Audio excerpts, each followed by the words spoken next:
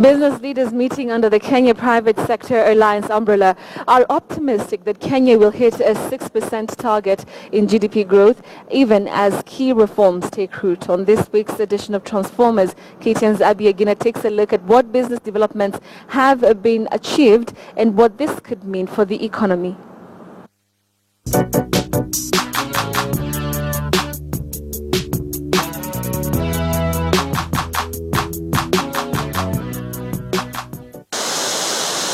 Kenya's economy in 2015 grew by 5.6%, way below the anticipated target of 6% as projected by the National Treasury.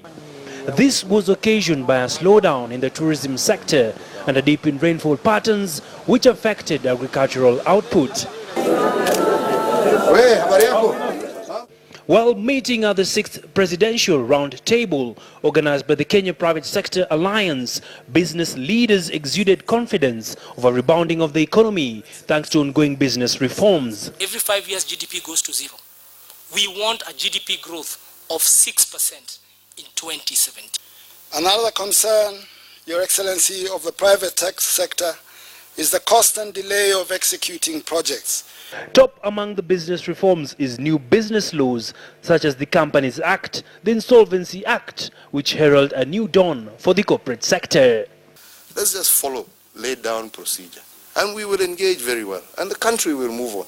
There is no need for heightened tension. Other crucial reforms revolve around the judiciary, where an anti-corruption division was set up at the High Court to tackle matters dealing with economic crimes. The judiciary recognizes that the expeditious disposal of cases lowers the cost of doing business in Kenya.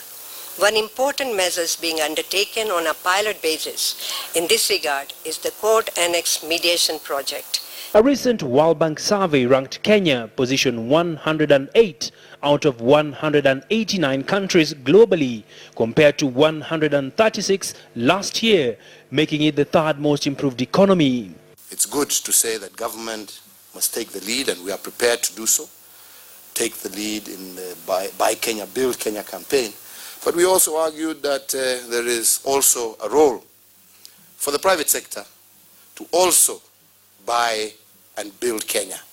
Whilst the business community remains bullish of better prospects this year, an impending election and a jittery financial sector could soil the country's fortunes if left unaddressed.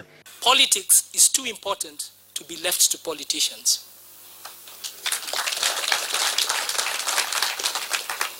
Fear-mongering has come about because our politicians are starting to become reckless. And that recklessness we can't stand, because we are the first ones to lose our assets. We are the first ones to change our plans. And despite strides being made in improving the business climate, Kenya is far from achieving what its peers like South Africa, Ghana and Egypt have accomplished in tackling barriers to trade. Aby Agina, KTN Business.